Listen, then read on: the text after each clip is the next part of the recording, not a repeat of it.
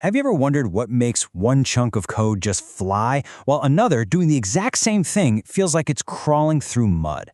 Well, it isn't magic, it's computer science. Today, we are pulling back the curtain on code speed to look at one of the most important ideas for any programmer: time complexity. This is the key to understanding not just if your code works, but how well it works, especially when you throw a ton of data at it. So let's get into it. All right, to really get this, let's set up a little competition, a head-to-head race.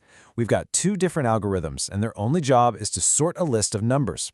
In this corner, we have the simple, the straightforward, insertion sort. And in the other corner, the clever, the divide-and-conquer champion, merge sort. They both get the same result, but the real question is, who's going to do it faster? Okay, let's look at the tail of the cape. The source material tells us that for an input of n items, insertion sort takes about 8 n² steps to get the job done. Merge sort, on the other hand, takes around 64 times n times the logarithm of n steps. Now don't get hung up on the formulas just yet. All you need to know is that n log n grows way slower than n². These are basically the recipes for how much work each one has to do.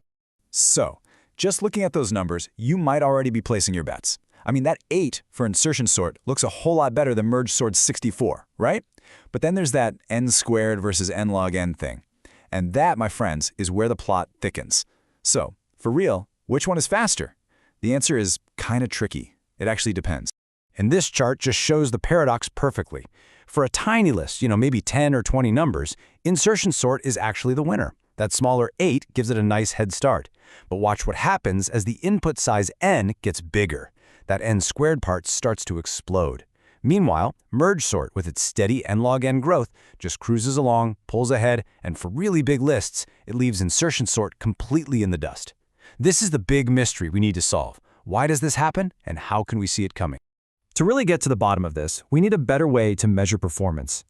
Just pulling out a stopwatch and timing the code, that's not going to work. We need a method that's universal, one that doesn't care what computer you're using. I mean, think about it. If you run the exact same code on a brand new supercomputer and then on a 10-year-old laptop, you're going to get totally different times. The programming language you choose can change the speed. Heck, even what other apps you have running in the background can mess up your results. We have to find a pure, abstract way to compare the algorithms themselves, not the machines they're running on. And here's the secret. Instead of measuring seconds, we count the number of basic steps an algorithm has to perform. We're talking about the simple stuff, like assigning a value to a variable, comparing two numbers, or doing one little piece of math. This gives us a totally machine-independent way to measure the actual work being done. And this brings us to the official definition. Time complexity is really just the time an algorithm takes, but described as a function of the size of its input. So it's not about how many seconds it takes, it's about how the number of steps grows as our input, n, gets bigger and bigger. Now, when we analyze an algorithm, we almost always look at the absolute worst-case scenario. Why would we do that? Well, because it gives us a guarantee. If we know the absolute longest an algorithm could possibly take for a certain input size, we can make solid predictions. We know it will never do worse than that, which is absolutely critical if you're building systems that need to be reliable. Okay, so how do we use these functions to predict that moment when merge sort pulls ahead?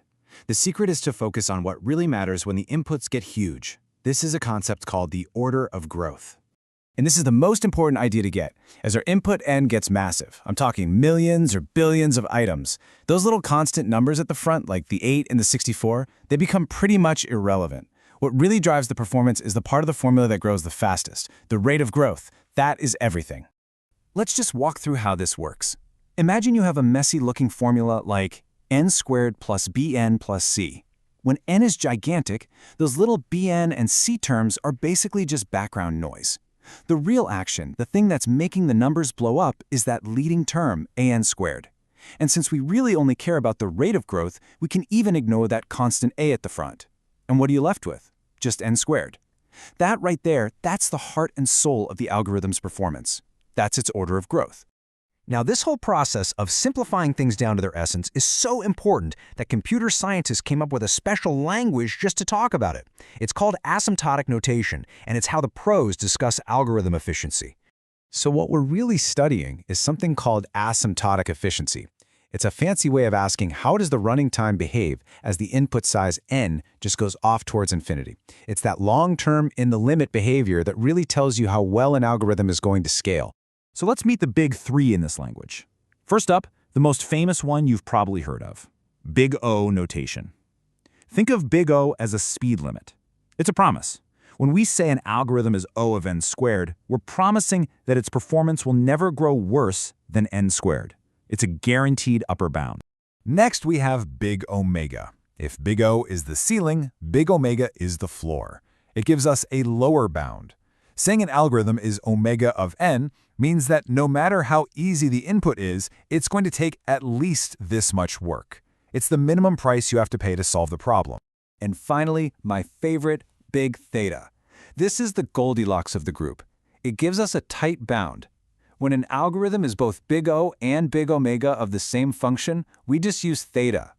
So if we say an algorithm is theta of n squared, we're saying its growth isn't just capped by n squared, it is n squared. Not too fast, not too slow, it's just right. All right, we've got our toolkit, we know how to count steps, we know to focus on the worst case, and we now speak the language of asymptotic notation. So let's go back to our race and finally, officially, crown a winner. Using our new language, we can clean up those original formulas. We drop the constants, we focus on the real growth.